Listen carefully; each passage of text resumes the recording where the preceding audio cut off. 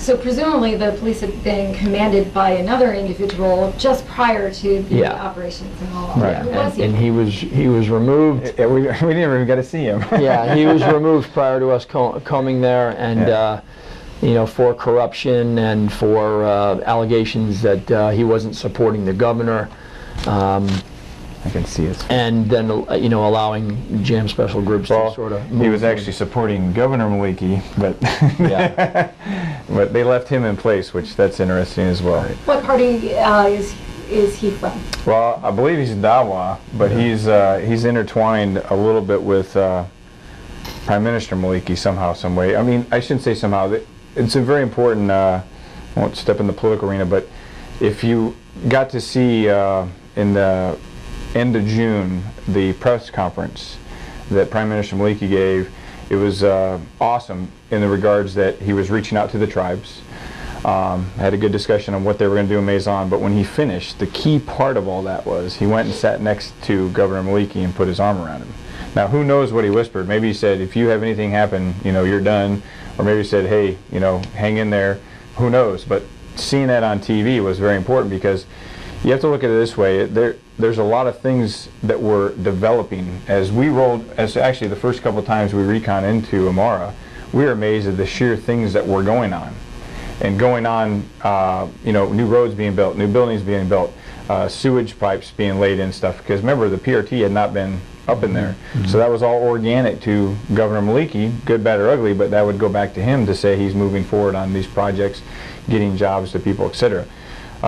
So we wrestled with that a lot, because it wasn't really our decision what they're going to do with him. They did house arrest for several days. They kind of left him alone, but really our only opinion that we provided was leave him there and make him responsible. Since he was there when things weren't that good, they were trying to get better, but still leave him here and let the voters, when the elections come about, let them decide then. You know, because he's probably better to keep under your thumb than he is to let go and run back to Iran or wherever you go, but keep him there until the elections.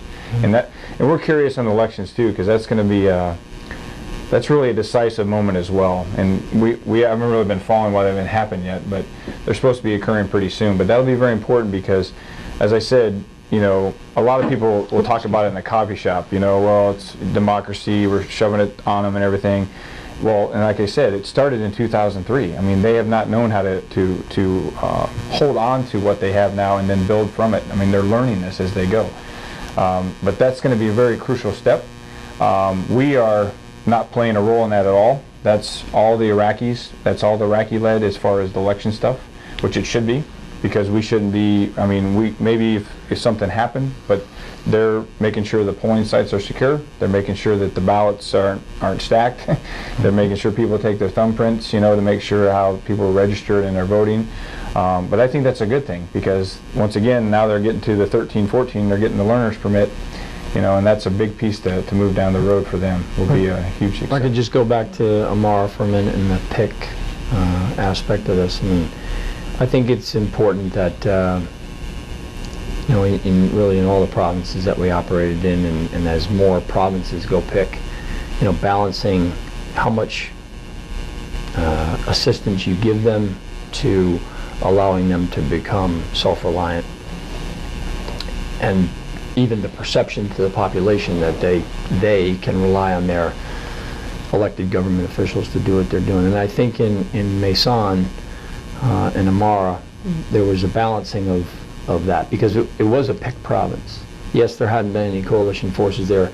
Yes, we knew there was a problem in Amara, and of course the EFPs that were sitting there and the rockets that were sitting there, they were killing, you know, U.S. and Iraqi soldiers. I think everybody knew that something needed to be done about it, and I just think that, you know, I think by Prime Minister Maliki taking the steps he took in Amara, or correction, in Basra, and then the same steps effectively that he took in the Maison province with Governor Maliki were important. That was an important way for him to expand his, I shouldn't say expand his power, but to showcase his power to his subordinate provincial governors that, look, if you're not operating within the parameters of good governance, then I'm going to address that issue as the Prime Minister. And I think doing that in Basra and Amara was important. It was important for the Iraqi Security Forces to have that. It was important for the Shia population, many of his own party, to see that. I think it was important for the Sunni population to see that, because now it was, a Shia Prime Minister taking actions against his own population. And I think that that really was an important sort of milestone in his tenure so far to date. And obviously it had an effect in the South, no question about it. And we were also able to pull a lot of ordnance out of there, which saves an enormous amount of lives.